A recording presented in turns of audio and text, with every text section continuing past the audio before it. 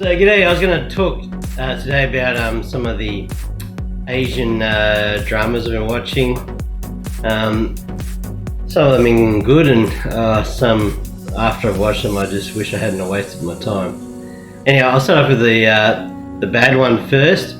So Rise of the Phoenixes, if you can see it there. Basically, this is one season, but it has 70 episodes. So like the first 15 that I watched, first 15 were fine.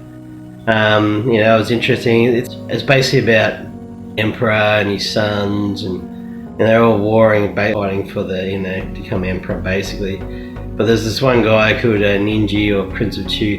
They let him out of this temple where he was in prison anyhow for some weird punishment. Long story short, he comes out, and that's when all the stuff starts. The first 15 episodes is good. It's just bunch of people manipulating each other, backstabbing, people playing on words, people very clever with their wording, and people not trying to get each other killed, people trying to kill each other and then trying to cover it. It's just, well, the first thing wasn't too bad. I'll give about probably 6 out of 10.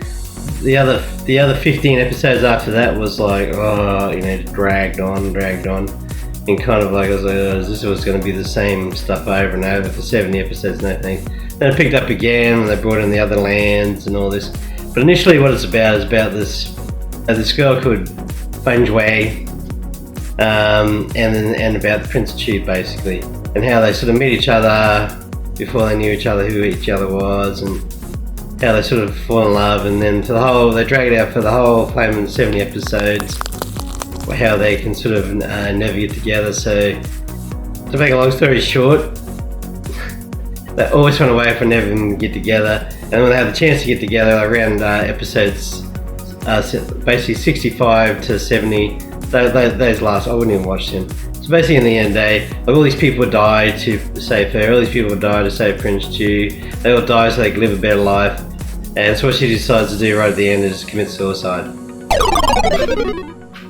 Like, when they have the chance to be together, they commit suicide. So like throughout this whole movie, the thing that really got to me is they made this woman really smart. The last 5 episodes, basically she had to marry this other prince to save her life, all this whole stuff. There's another setup where, the Daisha tries to set him up so that she'll hate Prince of Chu, so she won't marry him.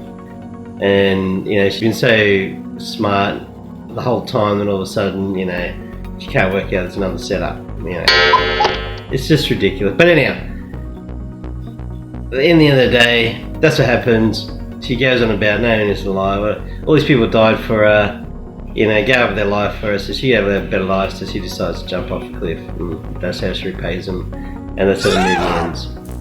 Retarded as, I wouldn't even waste my time. Life's depressing enough. You watch these things to sort of feel uplifted. If that's your cup of tea, go for it, you'll love it. Because all it is a disaster and politics, and disaster after disaster, and that's all it is. For me, no way, I'm out. The other one, so for me, 3 out of 10, and I'm going to give it a 3 out of 10 because the acting was pretty good. Some of the actors and actresses in there are pretty good.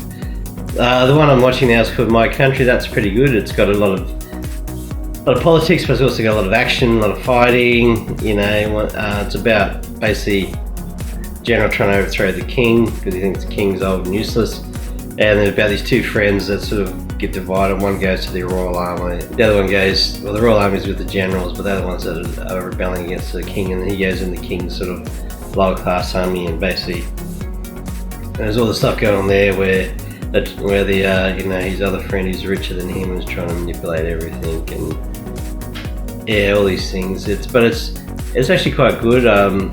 They've set it up well. The fighting's good, and the storyline's been very interesting. I only watched season 1, I only watched 4 episodes of that, but so far I've been given about 7.5 out of 10, so it's been quite interesting. The other one that I liked was Arthurian Chronicles. It's about mainly about this girl from Tanya from the Wahan tribe who get overthrown by this other bigger tribe. There's this things called another tribe called the Neanderthals. They're really strong, fast, like pretty much like animals. This other tribe could beat them was by giving them like this disease that only seemed to affect them and animals, and that's how they sort of wiped them out. They thought they wiped them out, but they hadn't. And there's other things called ingots or ingots. They're basically like half breeds, between the other two, like the human guys and the Neanderthals. Arthur is a big place where all the other tribe come from, but once again tons of politics and all that in it and all that. But I've watched the 13 episodes and I actually really enjoyed it.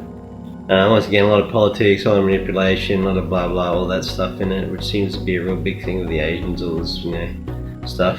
But it's not. Yeah, I enjoyed it. That one I enjoyed. I give it 10.5 as well. So that's the three that I've sort of watched. So far, I've enjoyed two of them. One I've absolutely hated, and that was like the 70 episode one where I wasted my life, and I can't get my life back after watching that. And my suggestion is you don't watch it. Just don't watch it at all, because I just don't feel a better person at all for ever watching it. It's just so terrible that they lead you on with these two people that love each other, want to get together, and when they have the chance to get together, she kills herself over the most lamest, dumbass reason. That's just ridiculous to me.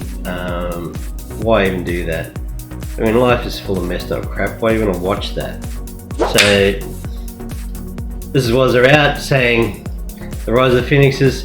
Don't waste your life and burn your eyeballs trying to watch 70 episodes of it. Just don't. You'll be a better person for it. Alright, Arthur Chronicles. Yeah, that's worth a watch. That's worth a watch, that one. And My Country, that's another one worth a good watch. So I recommend those two. They were quite enjoyable, and I'm still watching My Country, so that's me out of my Asian little drama thing that I've been trying out lately. So some of it's been quite good, and wow, The Rise of the Phoenixes, never again. If I even see something closely coming to that where they can't let the two main lovers get together or whatever, and if this is how they're all going to pan out, then I won't be watching them. Seriously, that's just, to me, it's just a waste of time. Why would you watch something like that?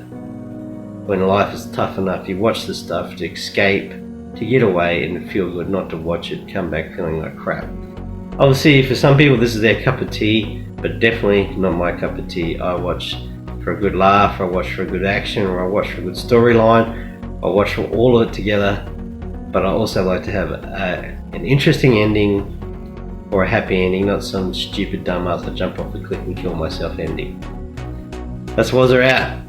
See ya!